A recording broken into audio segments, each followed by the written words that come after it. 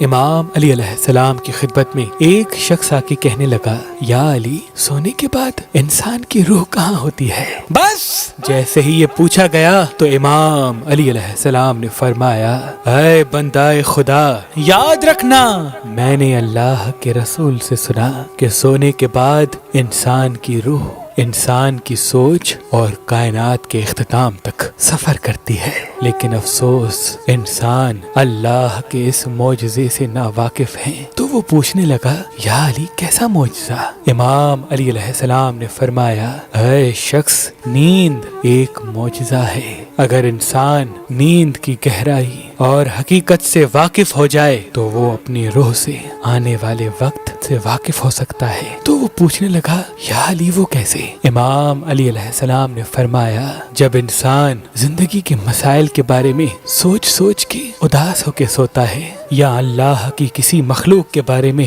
برا سوچتا ہے تو اس کی روح سونے کے بعد جسم میں دبی ہوئی رہتی ہے، اور یوں وہ نیند میں بھی اپنے مسائل میں ہی الجھا رہتا ہے۔ لیکن جو انسان زندگی کے مسائل کو درگزر کر کے اللہ پہ یقین رکھ کے اطمینان سے سوتا ہے تو اس کی روح کائنات سے جڑ جاتی ہے، اور یوں وہ دنیا میں جہاں چاہے جانے لگتی ہے۔ تبھی بعض مرتبہ انسان کو ایسا لگتا ہے کہ جہاں میں آج آیا ہوں شاید یہاں پہلے بھی میں آ چکا ہوں۔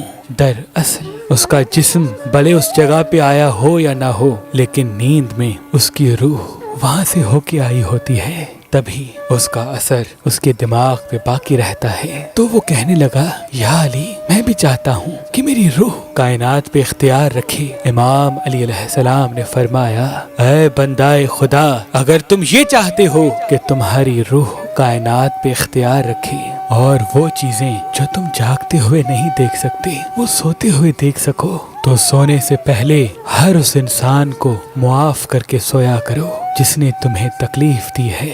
کبھی بھی اپنے دکھ درد یاد کر کے نہ سویا کرو، اللہ پر یقین اور اس کا شکر گزار ہو کے سویا کرو۔